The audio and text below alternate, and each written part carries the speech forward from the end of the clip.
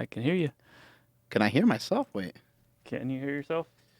No, I don't think I can. Can I hear myself? Can I hear myself? Yeah, I guess so. Oh, there we go. Yeah, there we go. Which color are you wearing? Mm-hmm. I got it. I'm good. I think. Am I good? This is blue? Blue. Okay. Oh. Yeah. Code blue? You should be fine. There we go. Anyway, what was I saying? Where was I? Lost my place. I think we were right in the middle between not podcasting and getting started. Yeah. So if you can remember everything after that, we'll be good to go. Anything before that, no good. Mm-hmm.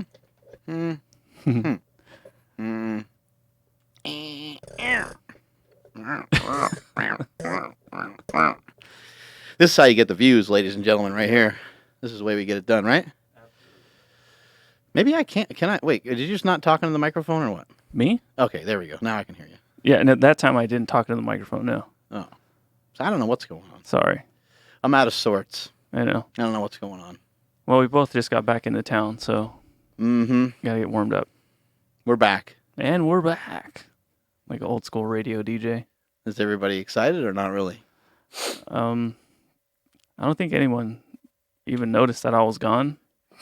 So I don't think anyone cares about me. Hey, you're probably right. Yeah. That's a rough feeling, not being very significant, you know? Mm-hmm. Here you are trying to build up those pecs and no one cares. Mm-hmm. No one gives a rat's ass. Everyone keeps, when I'm trying to cash these checks, they keep bouncing because no one even recognizes the pecs. It's a rough life. It's the hard knock life. Well, maybe somebody cares, right? As far as I know, for a fact, I think there's one person that definitely cares. You might have at least one person. At least one person. But no more than that. Yeah. As far as I know, there's one person. But also, luckily, no less than that. Yeah. Yeah, one's better than none. One person cares about you pumping up your pecs. Mm-hmm. And that's me, ladies and gentlemen. Yep. So other than that, Andrew's out of luck, I guess. What am I going to do? I don't know. There's always the option to just throw yourself off a cliff. Well, we were hanging out next to some cliffs in the past couple days, which was sick. Yeah, you were in Bodega Bay. Yeah. And I was in Alaska. Yeah. I didn't realize Alaska had an R at the end until I went there. Oh, is that how they say it? No, they don't. Oh. I just say it that way. Alaska. I don't know. Me and my kids just kept saying it that way over and over again, and so it became Alaska. Alaska. Yeah, that works. How was Bodega Bay? It couldn't have been any more perfecter. Oh. Talk about ours. Mm-hmm. Like I told you over or through text. My girlfriend's family have been going to that beach like since the beginning of time. Shit. And we've been. That's a long time. I know. So we've been camping there a bunch of times. It's a real, like, almost emotional place once we get there. Because my girlfriend, not girlfriend anymore. Oh. Yeah. We'll get to that. Yeah. Her grandfather's ashes are spread all over, that area. That's where I remember. That was, like, one of the first times that, like, I met her whole extended family. I took photos of that happening. Mm-hmm. And so every time we go back, it's like, we're happy that we're there. It's a little emotional, but... once we kind of like, we're here, then we can have fun and stuff. But no, dude, like as soon as we got to the beach house, like I was just blown away. Like I knew it was amazing. I knew like from pictures and from what, you've said, but we get there and both sides of the family ended up coming, which they weren't planning on. And just like all last second, like, yeah, we're going to make it. We'll see you guys there.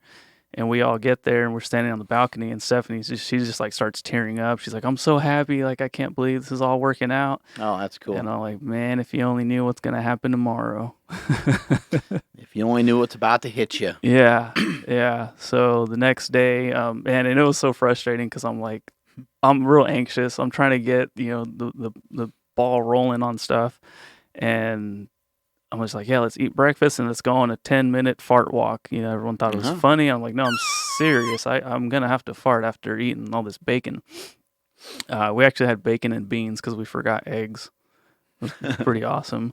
But no, we went out. The whole family. We walked down to the beach because it's only like a 5-minute walk, which is crazy.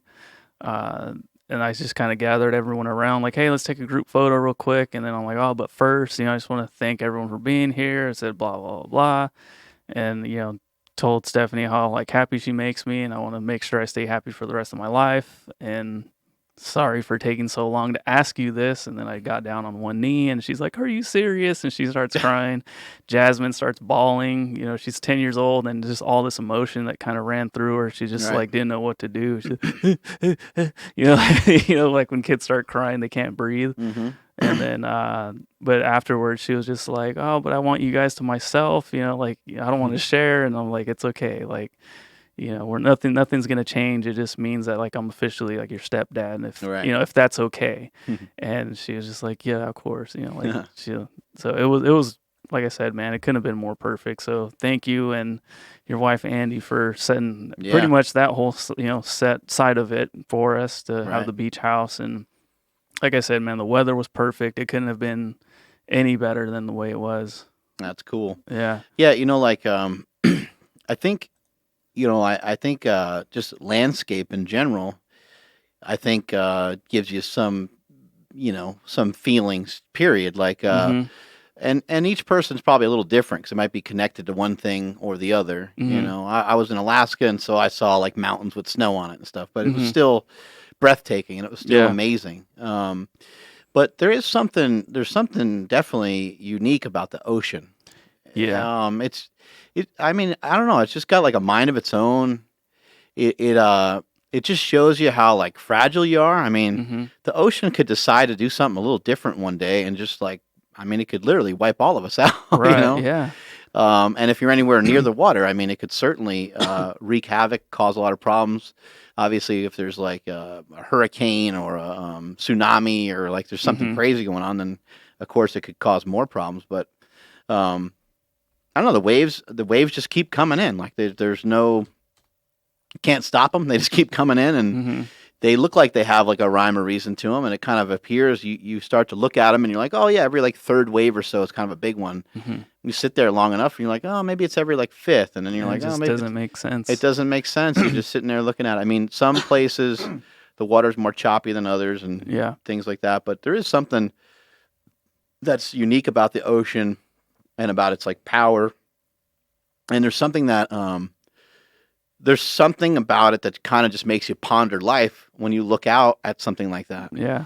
Where our beach house is in Bodega Bay, there's a golf course there as well. So it's very like green, and there's trees and there's birds and there's a lot of like wildlife too. And I think that kind of plays into it too. There's a lot of energy. Then there's the sand from the beach, and then there's the ocean. And Bodega Bay can be bright and sunny and stuff too, but a lot of times it's like a little darker.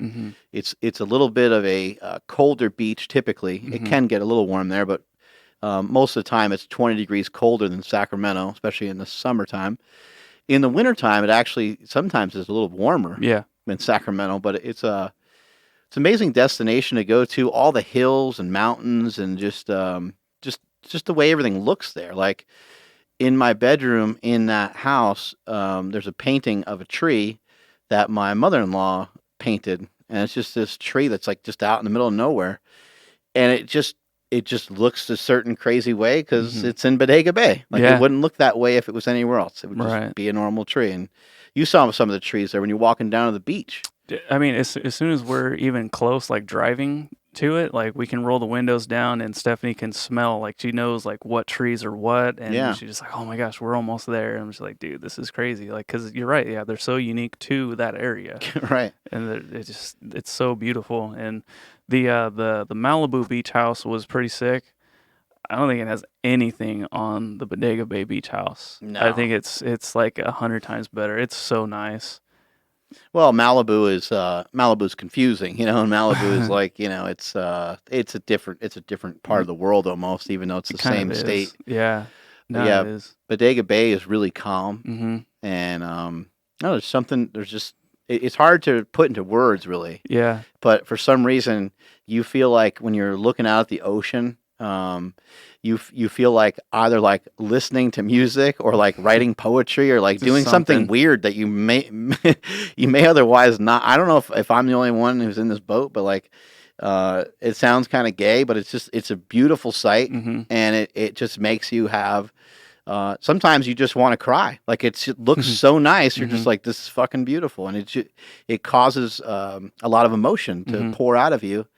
And that's the whole reason why we got that house in the Mm-hmm. first place, was because that area is so awesome. Yeah, I mean, like I said, it was a pretty emotional time, but it just everything's elevated because it's we're staring at the ocean, or we were on the beach, Right. when I proposed.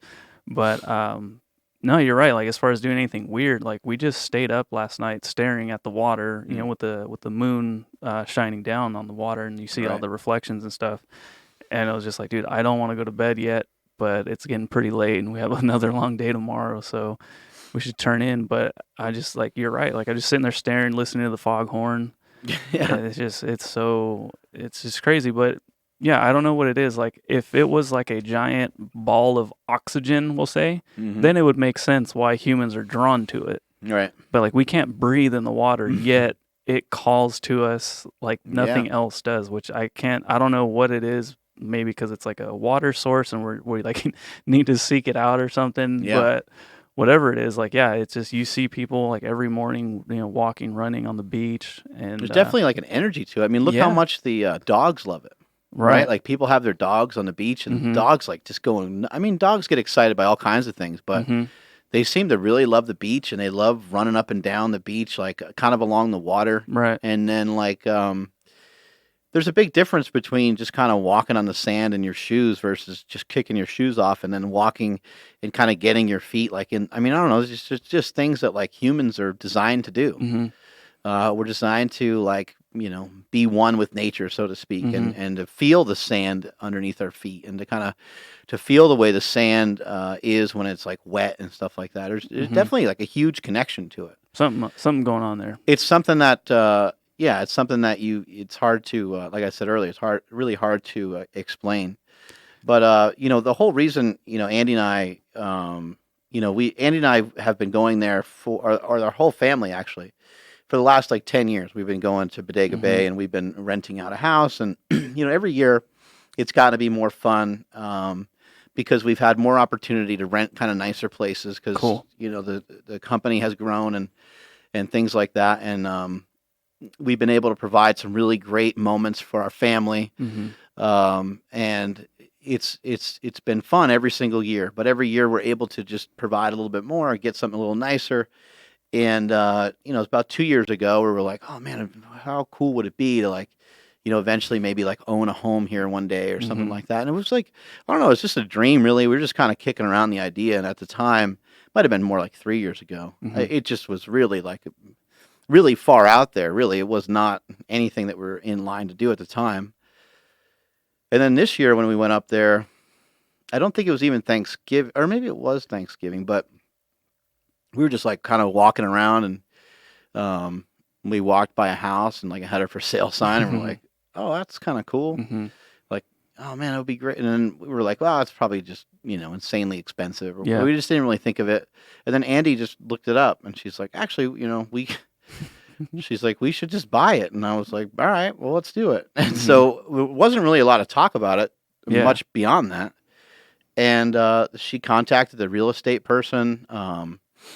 She asked me like if I wanted to go look at it again, and I was like, no. I was like, I mean, I saw it. Yeah. She's like, yeah, but you didn't go inside it. I was like, I don't need to. I mean, it's a beach house, and it's Bodega Bay. Like, if you like it, I'm in. Yeah. So she went and checked it out a little further, and she went with her stepdad at the time, and they went and checked it out, and they loved it, and we were like, all right, we're good to go. Yeah. But the whole reason why we bought it was to create opportunities and memories for people. Yeah. And so like, only our closest friends get to stay there or other family members. And our kids are always like, they're like, why do you rent the place out to other people? And I'm like, first of all, we don't rent it out. It's not rent. It's not for sale. Like no one pays it's priceless. We don't charge anybody to go in there. You can't buy your way in. Can't buy your way in. And it's only for our closest friends. That's it. It's for people that we think are going to go there, have a good time, have a good experience, and maybe they have children,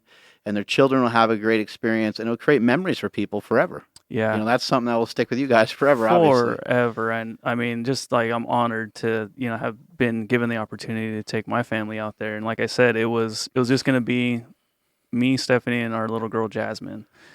And then all of a sudden it was like, oh, wait, we can go. And then, oh, we can go. Like, oh, guess what? And so we had both sides, the family there. And, like as soon as we got there, my mom and dad started playing pool in the garage. And they're just like, I mean, they were so excited. Like, they were so happy.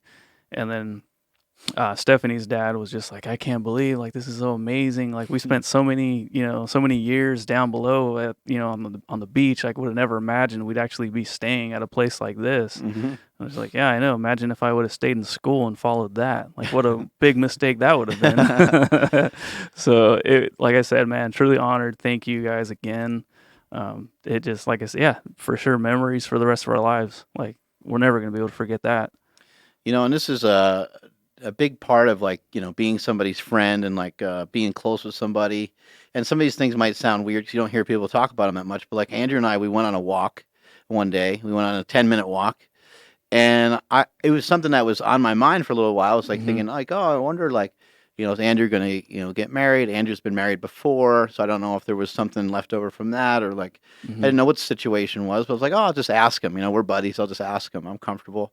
And I'll just see, like, what the deal is. And like, if he is thinking about it, I'm just going to put a little pressure on him, because there's never, like, everyone's always kind of, like, waiting, like, oh, I'm going to wait till, A or B. And most of the time those are just kind of like excuses that are kind of like in the way, and they really don't have anything to do with anything.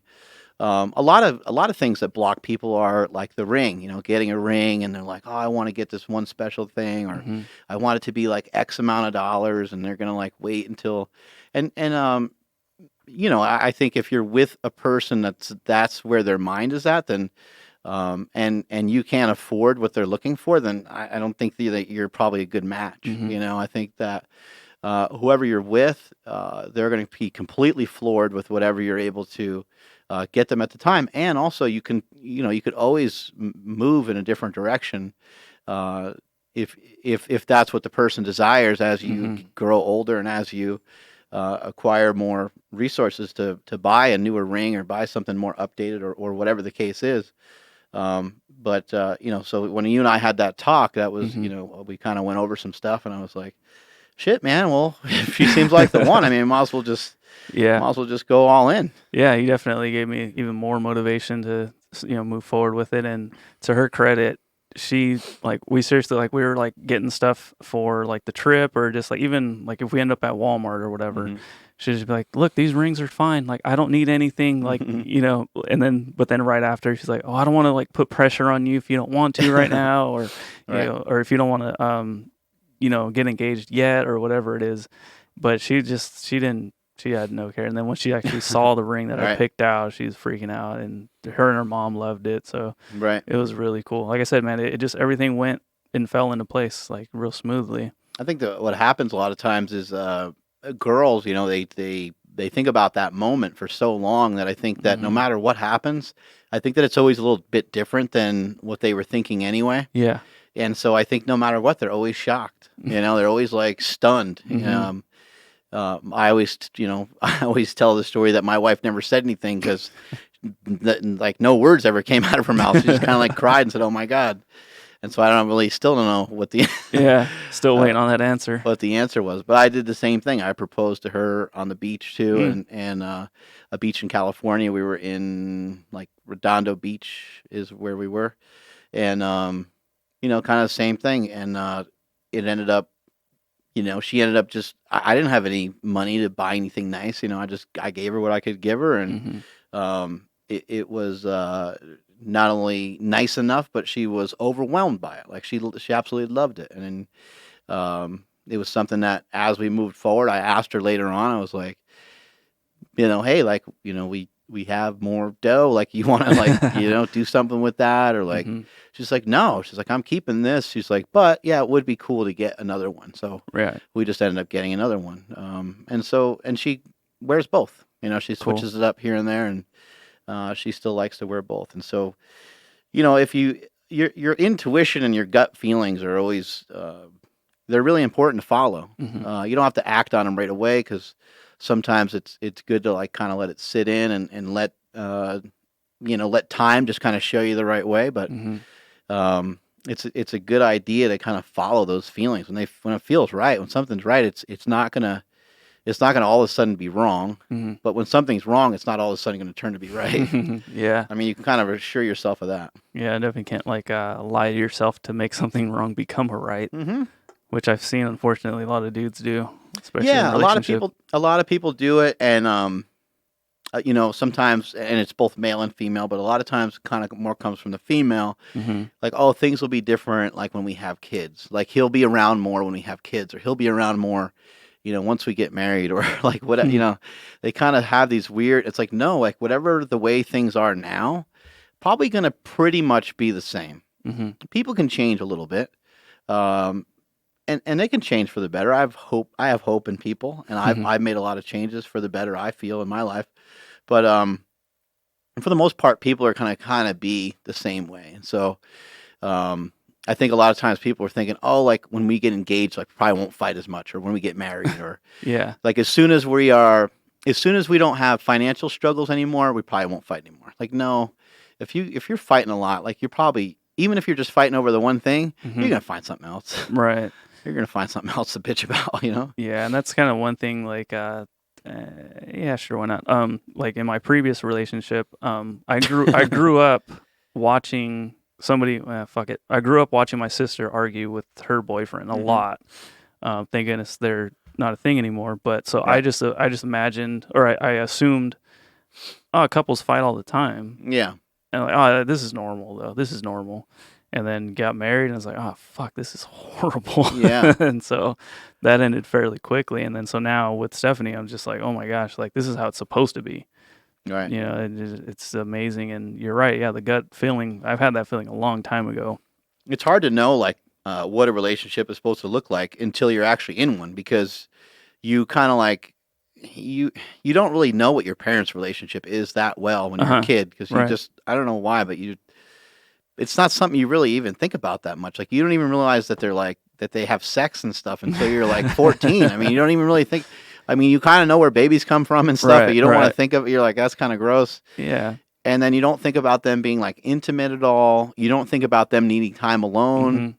Or like, you just don't think of any of that. Like if you guys have like an argument, whatever, but like a healthy relationship argument, like your kids don't even realize what's happening. Right. You can kind of like move around and dodge them to where like they don't know that you guys are upset at each other. Right. So it's like, yeah, how would we understand what our parents like actually dealt with? Yeah. I mean, my mom, when I was 12, my mom had brain surgery. I had no idea. Shit. I had no idea. I didn't know anything about it.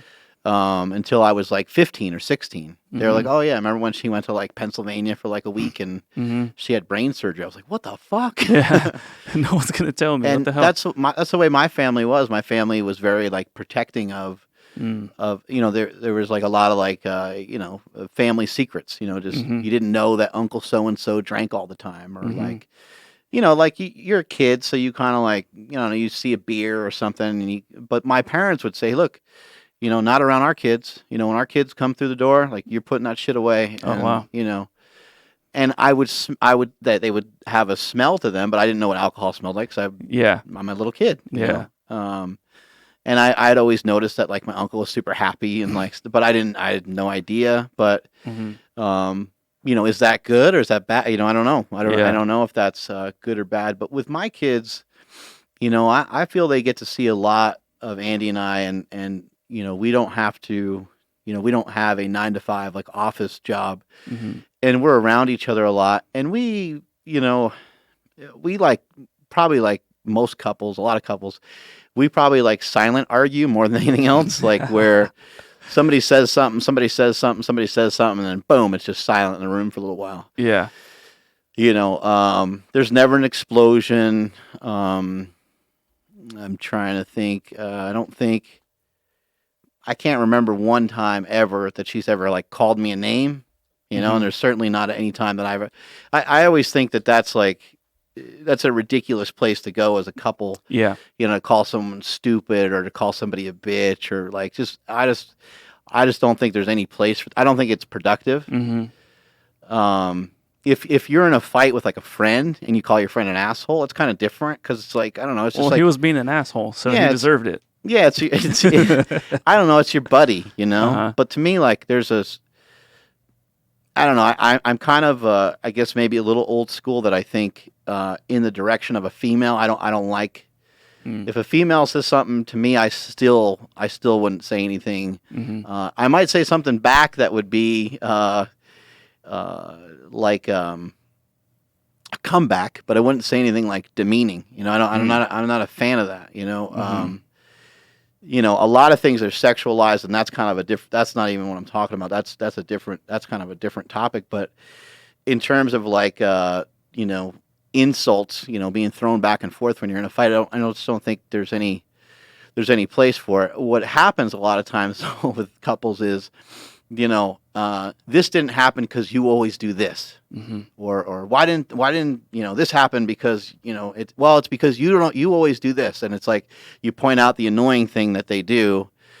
Meanwhile, there's 1,000 annoying things that you do as well, and those things are hurtful too because it's like it's not as sensitive, right? But it's frustrating, and then you get in an argument about that, and then I don't know, couples things are touchy because then you don't ever really actually sit down and like iron it out, which you should, because that would probably be the easiest thing. And you could say, hey, you know what? Let's both take the headgear off for a minute here, and let's throw some shots at each other for a second. Let's hear each other out, and then let's figure out what to do about it. You know, Andy and I have done that before, and it's really hard, you know. It's not fun, but that has helped us a lot. I mean, we've talked through everything, you know, just everything you can think about, you know, with a couple, all the way from like intimacy to just the way we treat each other. We've talked about everything, and we didn't do that for many, many years. But then we got to a point where we're like, it'd probably be a good idea to talk through this so that, you know, one person doesn't feel like they're not getting what they need. You know, like let's make sure we're both getting what we need, so we keep moving forward. So we keep this, you know, we're married and we're supposed to be doing this forever. You know, so let's keep it going. Yeah, as dudes, it's really hard to like try to open up like that. And then if you have the wrong partner, they'll make fun of you for it. But that's a good sign to know that they're not the one. Yeah. Yeah. Yeah. It gets. I mean, it's difficult, but when things are difficult and when things are pressing, just like anything else, the more resistance that there's going to be, the more opportunity there is for growth. So there's a resistance, there's something in the way or something that needs to be talked about. You don't let these things go. You know, you see your guy, you know, hiding text from you and changing his code on his phone all the time. I mean, or the other way around. You see the girl doing that all the time. There's something's not right.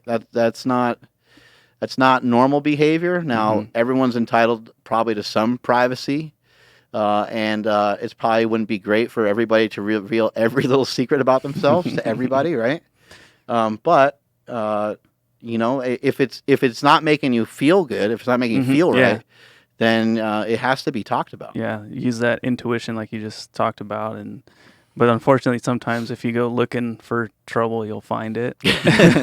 So yeah, move with caution, I guess. Yep. Yeah, you have to be kind of careful what you're looking for. So your daughter is what, 10? Yeah, right? Jasmine. Yeah, and she's not your biological daughter. So correct.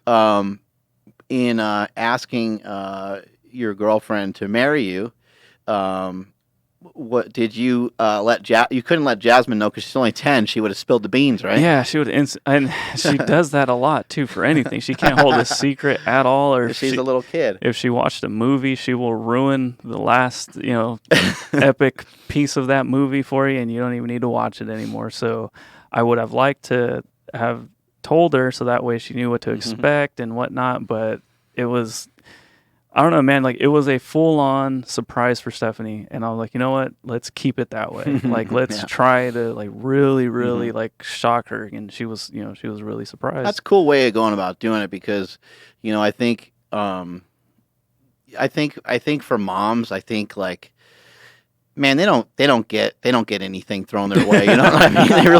They really don't. I mean, that's kind of like why Mother's Day was created, and then Father's Day was probably created just to kind of like make the guys, buy women presents for Mother's Day, or whatever, you know. But man, being a mom is tough. I'm not saying being a dad is easy by any means, and but man, women, like I feel that women, like they kind of know what they're supposed to do. Like they when they have a child, I feel like they have this crazy attachment to that kid, and they, in general, they forever know like what their relationship is with that child.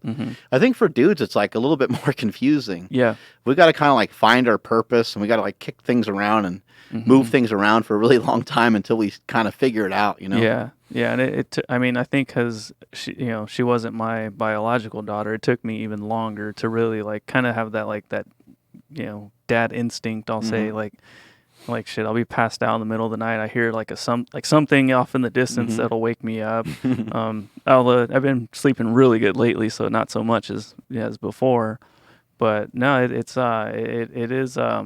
tough for a guy, and I think it's overlooked, and as far as like in society about like a family man or whatnot. And then like I look at Stephanie's dad, who's an amazing like father figure, like even to me, and like just the way he carries himself, the way like how much he cares for his kids and his grandkids.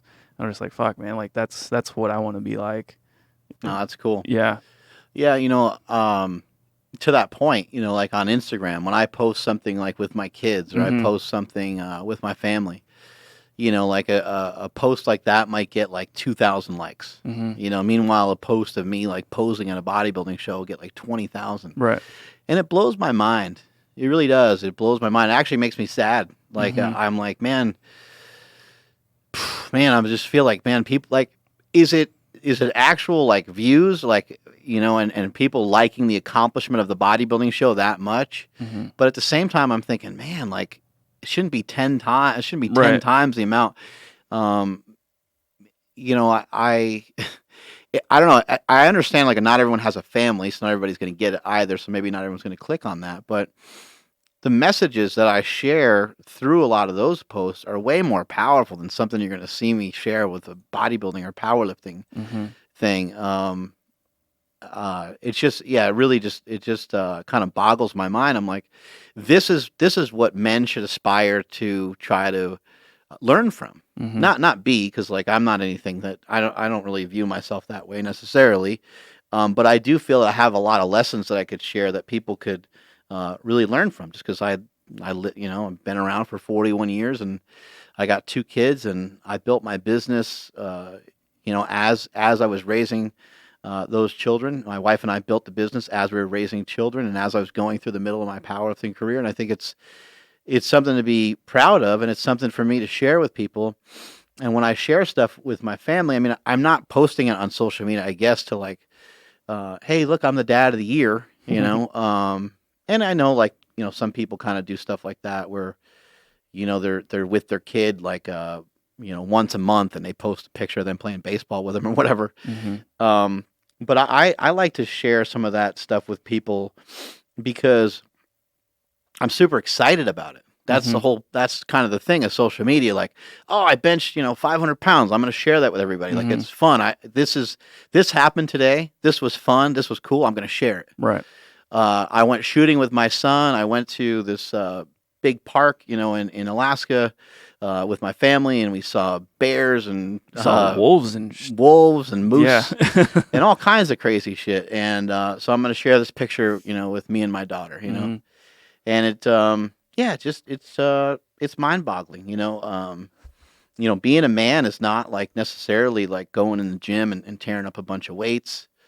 And it's not about, going hunting and killing a bunch of shit, or it's about so much more than that. It's about, you're just like a lot of moms do, and a lot of great parents do in general.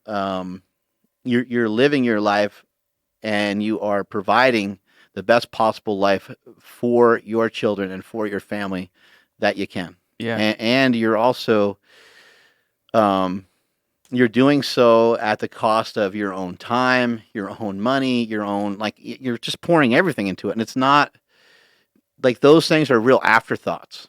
Obviously, like the money thing is going to be like a thing here and there, because you got to kind of think about finances. Yeah, can we afford that trip or whatever? But like the entire day, this one day that we had in Alaska, we went hunting. Then we went to this conservation place where we saw these animals, and then we went back to hunt, like back to shooting guns again. So it was like, it was wild. The entire day was just like all stuff, for the kids. And I'm sure many people, I'm sure yourself, have had days where, yeah, you're out at like Disneyland and you're you're there for God knows how long. You're waiting in line for God knows how long. Yeah. But maybe one parent shoots off and grabs cotton candy for the kid. Like, it's just, yeah, that's what it's about. Yeah. It's about those kids, about providing great memories for them. Yeah, and that's something I didn't have any experience with before I met Stephanie. So like now, but you're absolutely right. Like when we were down in Malibu, we went to Universal Studios, and it's just like, oh my gosh, like, yeah, let's do all this. I'm like running numbers in my head, like, oh shit, this is gonna be expensive. And then once you're actually there, and it's like, oh, you want whatever ice cream? Like, yeah, I'll wait in this 4-hour line. I don't care. Like, let's do this. And but you're right. You will do some amazing things that you $35 for ice cream. put me down for 2 just in case she wants one more. All right. Yeah, you start doing some things that you never could imagine doing, even for yourself. All of a sudden, I can't remember which comedian it was. It might have been Rogan. He was like, "Kids make you be less of an asshole." It's like, because if it's you and your wife, you want to have a bowl of cereal or something, and there's like not enough left. Right. He's like, yeah, who cares? Fuck her. Like, I'm gonna have this cereal. But if you have a daughter, you're just like, you know what? I'm gonna save that for her. Yeah, I think it was Rogan. I don't remember exactly. Yeah, you can't just clear out all the food because you don't want to be stealing shit from your kids. Yeah.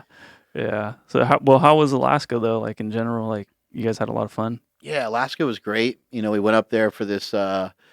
This guy up there had a bodybuilding kind of fitness show, and unfortunately for him, a lot of things kind of fell through. So the show was really small, but Andy and I have a lot of discussions about this kind of thing when I travel.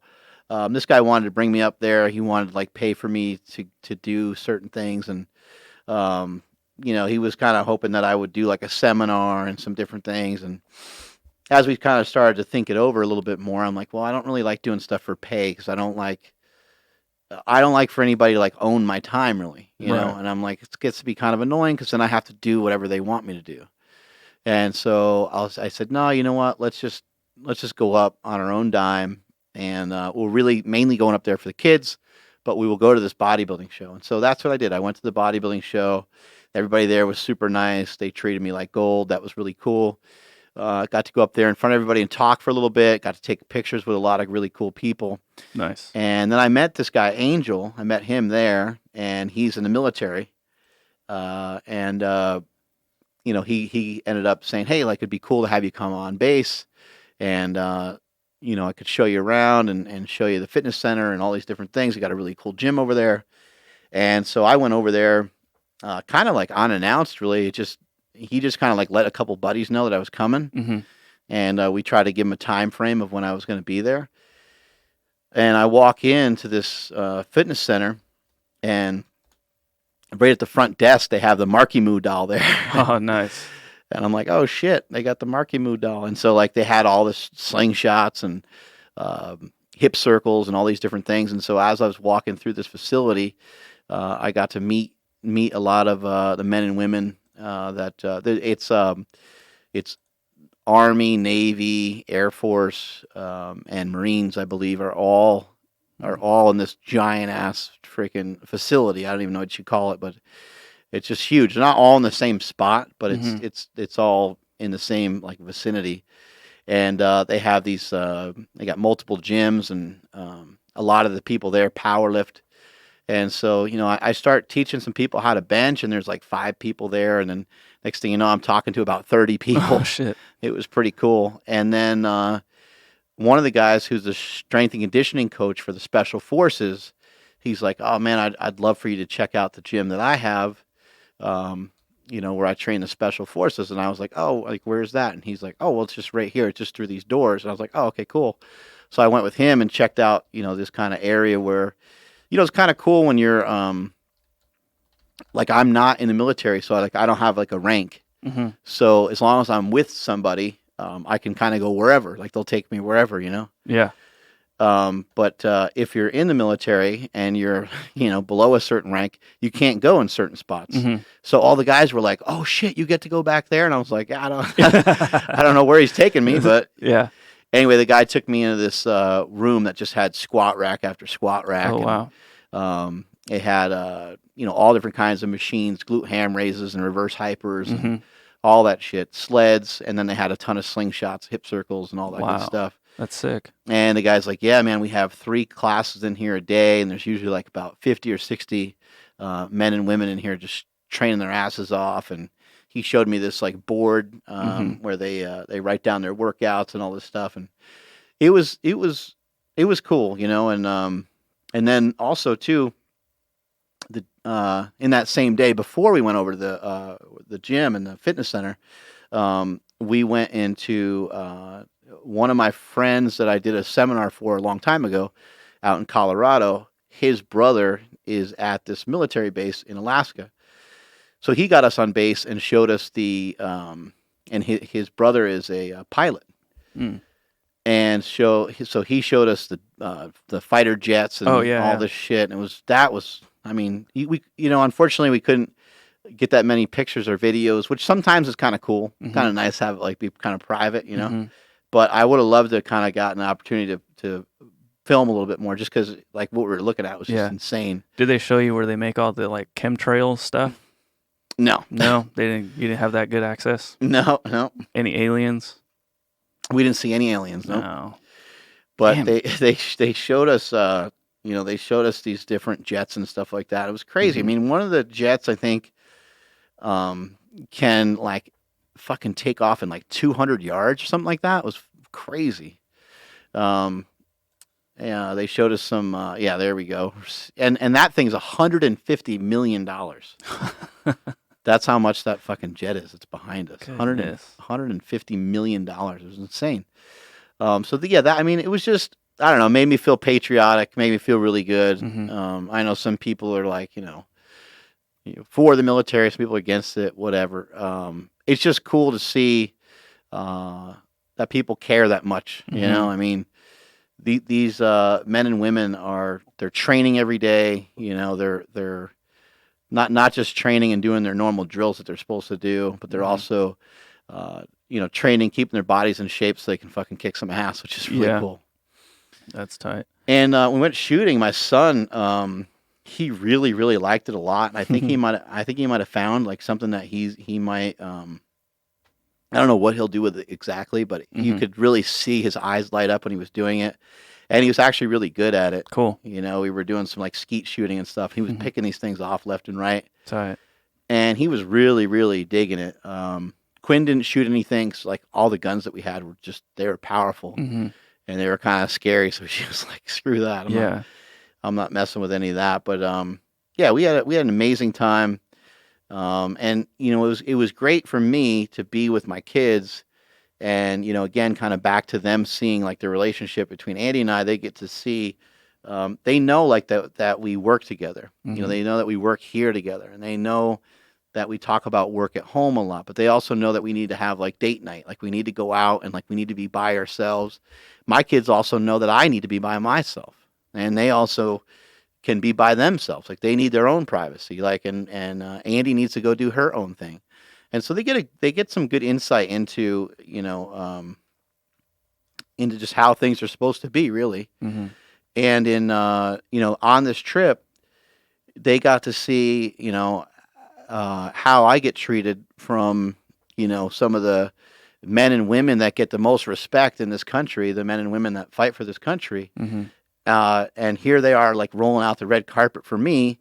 And it's not anything crazy spectacular that I've done. It's just, I provided a lot of free content for a lot of people, taught people how to bench, squat, and deadlift. Mm-hmm. And it all started from me picking up a barbell when I was about 12 years old. And I think that's a really cool thing for me to to share with my kids. Like, look, this guy took time out of his day.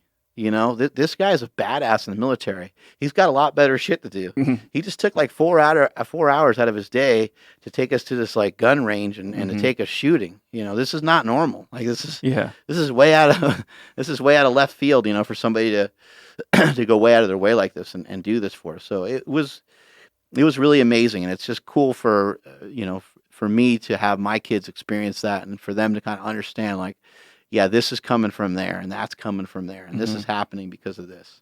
Yeah, kind of cool. I had kind of similar feelings or the experience, just at the beach house, at the Malibu beach house, because again, Jasmine's like, I love your job, like she's freaking out, but no, I mean she's old enough, and then my nephew was there too. He's 10 years old, and they're old enough to kind of have lived, like to where it's like, okay, yeah, we're used to actually sleeping in a tent like a mile from here. We're used to not looking up at these houses wondering, oh man, what does that look like from up there, to appreciate and understand like, oh wow, like this isn't normal, like this is crazy.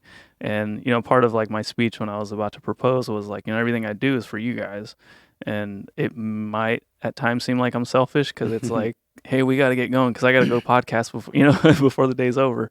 But it's because everything I do is for you guys, right?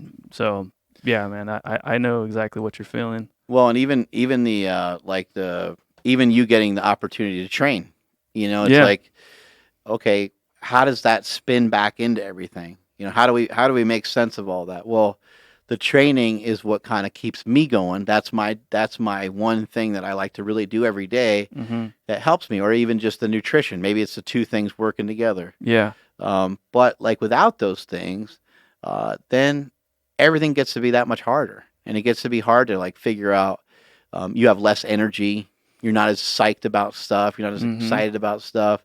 And then so maybe when you get home from work, if you didn't work out, the day was rough, you're stressed out, and they want to go eat, you're like, like you're just not the same, right? Yeah. So you get the training in, you get your nutrition in, and whatever that is for, everyone has kind of their own thing, but that's what it is for us. We get our training in, get our nutrition in, and then we got countless amount of hours to do whatever the hell else anybody wants to do. Yeah, it's also good. I mean, it is still bro time. Yeah, absolutely. And absolutely. it's great because like I want Stephanie to have that with like whether her cousins or like girlfriends or whatever, and that way it's not just this family. Not that that's bad, but like there's more to like your personality than just labeling yourself like a mom, or you know what I mean? Like I think that happens to women a lot. I think so. Women get sucked into the family thing, and dudes get sucked into the work thing. Yeah. Guys will kind of like. Oh man, yeah. I just seen one of my friends. She's like basically like been around the family so long. She's like a like cousin basically. A cousin. But yeah, she had posted like hashtag real talk. It was a meme. It was like, if you're wondering why the house isn't clean because I'm home all day, I'm wondering why we're not rich because you're at work all day. And I was just like, oh man, I hope everything's cool with her relationship right now. But you're right, yeah, that's what we kind of fall into. Why isn't the house clean? No, she ain't doing anything all day long. I don't know. But yeah, I saw that and I was like, oh, like that hurts my stomach. Yeah, that is confusing. Like I said, I think a lot of times the women tend to like. I don't know how your fiance is, but my wife is kind of like the glue for her whole family, and she really likes to kind of keep everyone, like gelled together. And so she'll kind of even think of like, oh, it'd be cool if we did this. I mean, even just going to Bodega Bay every year for Thanksgiving, not that was her like complete own creation, but she's the one always kind of pushing for that. She's the one kind of always organizing that. Because there's some part of her that wants everybody to be together, and so she could spend a lot of time, a lot of energy on like, getting all that arranged. But then it's like the whole point of it is for everybody to have a good time. But then she could be so overstressed by it. You know how it is around holidays. Of course, people get all crazy around the holidays. I remember my parents. That would be like the only time they would ever fight. It's like around the holidays because. yeah, they'd start flipping out about, Right. who's doing what, who's bringing what for dinner, and then like it would just, pile up with stress when really it's all just supposed to be centered around fun. And like I said earlier, I think a lot of times women, they get that pull kind of more back into the family, and the guys kind of always get that pull a little bit more towards work. But I think when it comes to family, I think if most people can kind of think in these terms, if you can always put the kids first, I think everything else will fall in line, And I think a lot of times people put the kids second. Like the adults might say, okay, we're going to have, turkey and this and that and this and that. And then they won't really think about, okay, well, because sometimes kids won't eat the exact same, dinner that everybody else has, and they probably should. But you got to think about, what are the kids going to eat, and what are you going to feed them besides mac and cheese and pizza, so they're not just eating junk. And also, like, everybody wants to bring a lot of junk for the holidays. They want to bring chips and all this crap. Celebrate. Yeah, they want to celebrate, and they put all these things out on the table, and some adults can control themselves, some can't, but it's the kids that suffer. The kids suffer. Like when you put cookies out and they're reachable for everybody, and dinner's not being served for 3 hours, those cookies are going to be gone. Yeah. Those kids are going to just smash those cookies, And then also you got to think about activities. Like, what, these kids should be, doing stuff. They should be out doing something. Yeah. Last year at Thanksgiving, I went out with my my cousins and some family friends, and we threw around the football for like 2 hours. That's great. But I was also the only adult out there. Oh, no. Yeah. I'm like, where I get it. Okay, everyone wants to be inside. They want to drink and they want to kind of hang out. But like, let's think about the kids first. Because if that's taken care of, then everything else will fall into place and everything else will be fun. Because if we can create good, fun memories for these guys, then that'll create good, fun memories for us. Because our time's up. Like our prime is gone. Right. Yeah, we're over the hill. We're over the hill. Yeah, and I mean, we can lie to ourselves and act like we're smarter and we know how to have a better time, but shit, man, kids have way more fun than us. If we if we let a kid like handle like the schedule for the day or whatever, like we'll just be nonstop partying. All adults can do to have fun is like either eat bad food, drink, or get high. Yeah. That's all we can come up with. Right. We don't have any other solutions. Yeah, we're gonna have wine and talk. Okay, or we can go downstairs, play pool, and then play Nintendo Switch, and then go fly the kite outside, and then go swimming. Kid will make a game out of like, freaking jumping down the stairs for like an hour. Stop changing the rules. I'm down to play. I know, they always cheat. Such cheaters. Dang it. Let's see. What was I going to say? Oh, okay. Well, we're all creeping on to an hour. Haven't talked once about the IPF. Oh my God. I know. That's my bad. The IPF approved. Yep, everything we got is officially IPF approved for 2019. So that's starting in January 1. X sleeves, strong sleeves, gangster wraps, power wraps, slingshot wraps, you kind of name it. We got our knee wraps, we have our singlets. We got everything. We got everything approved, and it did cost some money. It wasn't cheap.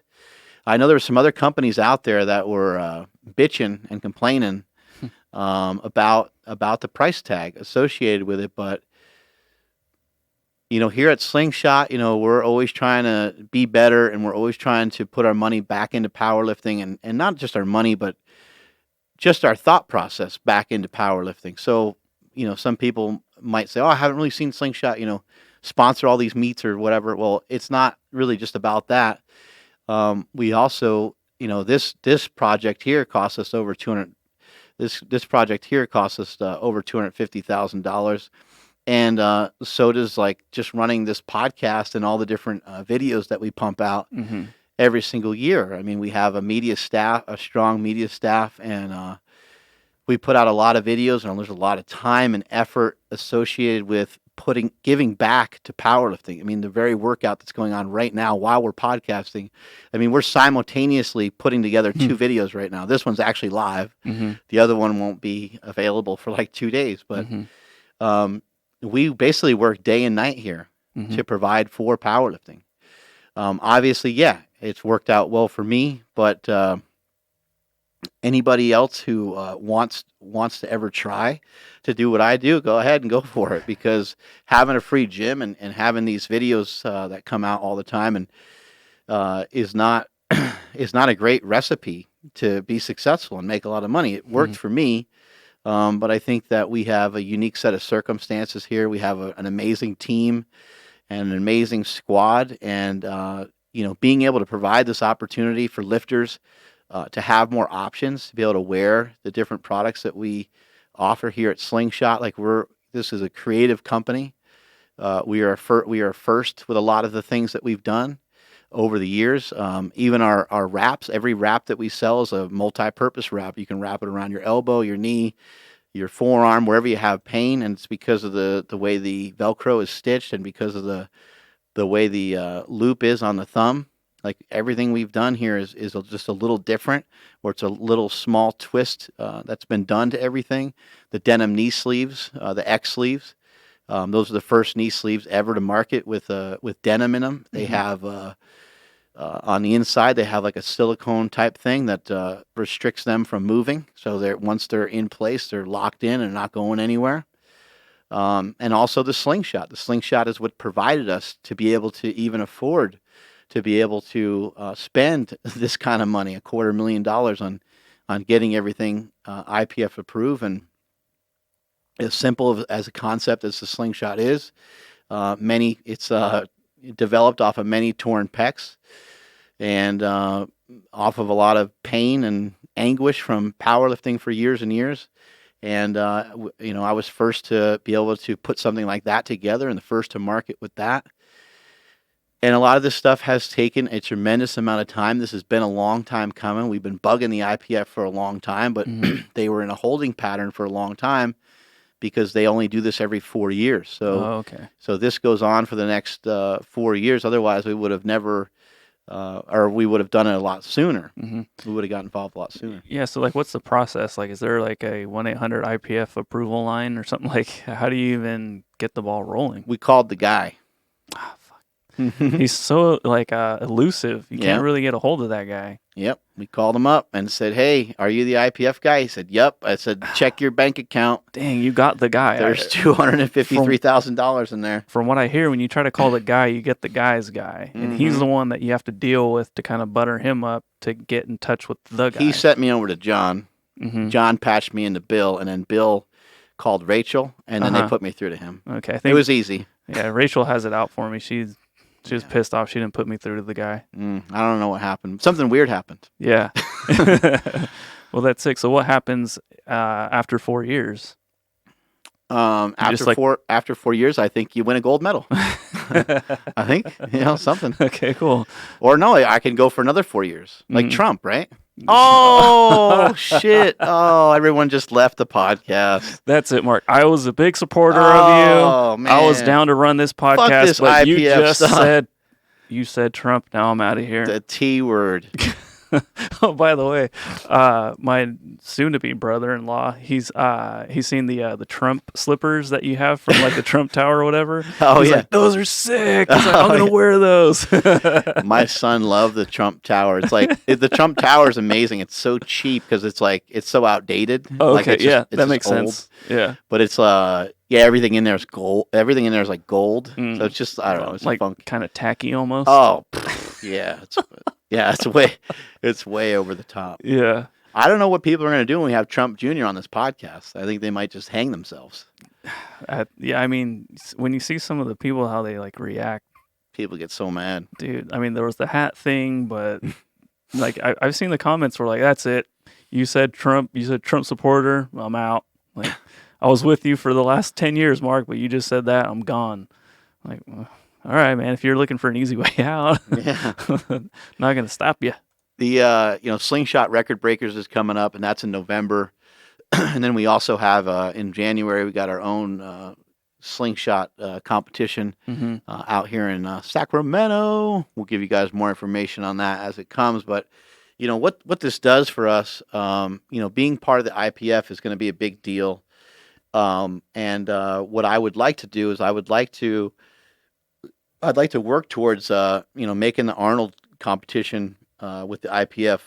I'd like to turn that into a bigger and stronger competition. It already is a pretty damn good event, but it's not to the caliber like, everyone kind of gets fired up for Worlds, and it wouldn't be able to really match the feel of Worlds because, like, winning the gold medal and these different things, like that's kind of the Super Bowl of powerlifting in a sense. But this gives us an opportunity to maybe create something that's maybe a little different and maybe is special in its own way. And so maybe this could be like the Arnold Classic strongman competition, where World's Strongest Man is still kind of the goal because that's like the champion of champions. And maybe it could mimic maybe like the Arnold bodybuilding show as well, where the Arnold Classic, you win the Arnold bodybuilding show, it's a huge deal. It's a huge honor. And if you win the strongman, those are two, really high standard things for both those sports, but it's not the pinnacle. And maybe this, with doing this, obviously we could support Worlds and stuff like that, but those are just, those are different things to tackle because it's like in, Czechoslovakia, and like it's all in these weird locations. This is in Columbus, Ohio. The Arnold Classic, and so I think it gives us an opportunity. I know that we're in talks with them right now. Sick. Of really trying to up the ante. I'm working on Andy Bell, working on trying to squeeze her for some dollars to make it the competition that we want to make it, but. It gets to be very tricky where you place your dollars, and where you put your money in. And, while it would be great to, just put money into cash prizes, it doesn't always really make a lot of sense. Think about it from a company standpoint. If you put $50,000 into an event, the top winner for the men makes 10 grand, top for the women makes 10, and then you split up money some other ways or whatever.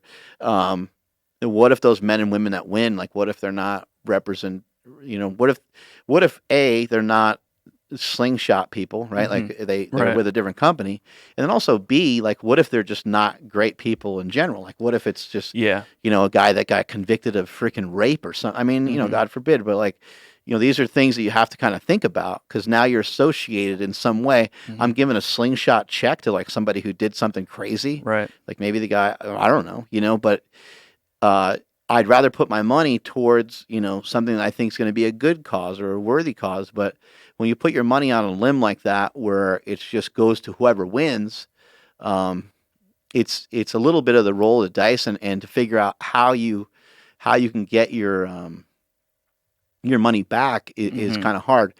I always feel that, I never really am all that concerned with how you actually get your money back. People will call it your return on investment. I'm not a 1-for-1 guy. I never believed in that, and hopefully I never will look into that. I do a lot of things that probably don't make a lot of sense, and I probably could have made a lot more money if I actually sat down and thought about some of these things, but I don't ever do that. I kind of trust my gut and I roll with that, and I've been successful, and we've been successful doing a lot of the things that we've been doing. But yeah, it's a really hard thing to figure out. But like when this opportunity came up, when we started talking to the IPF and the dollars started to kind of roll up, and we're like, oh shit, okay, it costs that much money, and we're like, okay, that's not too bad. And then it's like, oh, that's just for the year, and they're like, oh, and then they're like, okay, well, here's what it looked like, for. You're going to want to buy in for the whole 4 years because we're closing everybody else out. And I was like, oh, okay. But to me, this was a worthy cause because so people will bitch about the price, but think about it. The IPF has to have money too. The IPF is the only federation in all of powerlifting that's really, really worth anything, in my opinion. Steve Dennison, they try with the USPA, but it's not, in my opinion, it's not anywhere related to the IPF. The IPF, they have a progression with everything. They're judges. They try to do the best job to get people that with the best amount of knowledge to judge at meets. They judge locally for a long period of time, and then they're allowed to judge at the state competitions. But it's almost like being a referee. You have to be a referee for a really long time before you can ref the playoffs and before you can ref the Super Bowl, right? Yeah. They do the same thing. Except they don't take bribes, right? They might. Okay. So you have to really work your ass off and work really hard just to be a damn judge. That's cool. They have specifics like specific people that run the table, and that they have specific announcers and stuff that run these events and run these shows. They got commentators that are commentating and telling you like what lifter is up next. I mean, they're just very organized. Now, you might think like, oh, well, anyone can do that. Well, maybe, but no one really has. And they've done it in a really organized way. Mm-hmm. And something that people may not know is I actually competed in the IPF. It was a long time ago. But I competed in the IPF before it actually ever broke off and turned into the USAPL, the IPF. I competed in what was called the ADFPA, which is American Drug-Free Powerlifting Association. Oh, wow. 90 million years ago, back in the day when they mainly just did like a lie detector test. Oh no! But it was also when I was a kid, so like I wasn't on anything yet, or at least that's what I told everybody. A lie detector test. I know, isn't that awesome? That's fucking great. Oh, there was guys that were so jacked too. Yeah. And a guy deadlifted like 837 at like 198, and you're like, yep, he's clean. Yeah. Look at me in my eyes. Are you clean? Yep. I don't know why, but I believe him, yo. Yeah, I totally believe him. That's crazy. Yeah, and one of the guys that ran it too, I mean, it was just a bunch of guys that were super jacked, and you're like, no, I don't think so. Mm-hmm. I don't know, though. The IPF is crazy because there's dudes in there. I mean, do you know about Deuce? You know about our boy Deuce? Deuce. Yeah, we got Deuce. Deuce is going to come on the podcast. Deuce Gruden. Do you know about Deuce Gruden? I heard of the name, yeah. Google Deuce Gruden. Yeah. So this is John Gruden Jr., John Gruden's son. Oh, shit. Chucky, a.k.a. the coach for the Oakland Raiders. And Deuce Gruden is a huge super training fan, so we're going to get his ass over here. He's actually one of the strength coaches for the Raiders, and Deuce Gruden is jacked. He is jacked. I'm trying to find it. Deuce Gruden is jacked. Deuce Gruden, I think he won the IPF championship too. I think he's that's tight. He's pretty much a savage. But man, the Raiders got smashed in London. Man, they're just I don't know. They're not doing so good. But Chucky will get it figured out. Yeah, this is kind of a shitty picture, but yeah, it's a little blurry. But you can see how jacked he is. Yeah, It's funny to see him on the sidelines because he's probably 5'5". Oh yeah, and so you know how damn big those freaking football players are. Yeah. They're massive. Yeah, you can see the pipes. It's funny because he looks like John Gruden, just with big ass arms. But the cool thing is that John Gruden himself, the coach, Chucky, he's been at a lot of these big powerlifting meets. Like he went to Worlds last year, and he actually ended up showing up at Jesse Burdick's meet that the last meet that Burdick had. Oh, tight. And anyway, it's cool. But anyway, it's awesome to be part of the IPF. I'm super proud of it. And for all those other companies that chose not to be part of it, I don't think they had a choice. I think they're broke as a joke, and I think they're hurting. And no one can match what we're doing here at Slingshot. And we're going to continue to be innovative and creative, and we're going to continue to kick ass and provide the best products that you can get. If you want to check out some of this stuff, we got a sale going on right now. It's 20% off. Plus, you get a free freaking T-shirt on all IPF products. Again, Slingshot products are approved in 2019. We have all the products are approved.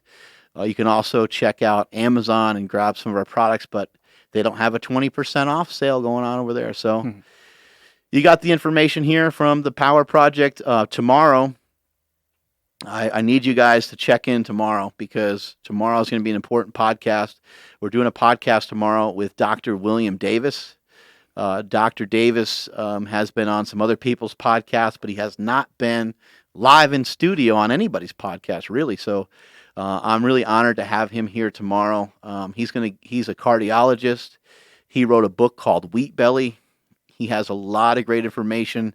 We're going to dig through all this shit about cholesterol and fiber and sugar and heart disease and diabetes. And I'm really excited because Dr. Davis has some actual answers for us because he's one of the few guys that's so close to it. Like these are life and death situations that he deals with all the time, and we're going to learn firsthand from him what are some things that are actually solving these problems for people.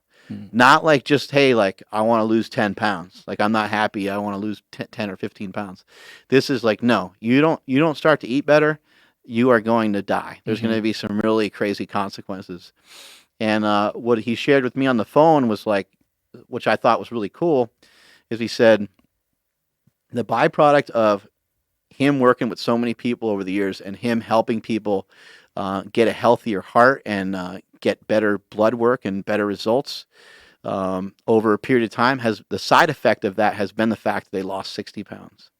And so he wasn't trying. He wasn't not like, hey, like here's a weight loss routine, which is another way to help improve your health. But that was not what he was after. He was like, no, let's eat some foods that are nutrient dense. Let's get rid of sugar. Let's get rid of junk food that you're eating, wheat and things like that. And let's kind of go from there. And he's been able to turn people around really, really fast. Tight. Hell yeah. Strength is never a weakness. Weakness is never a strength. Catch you guys later.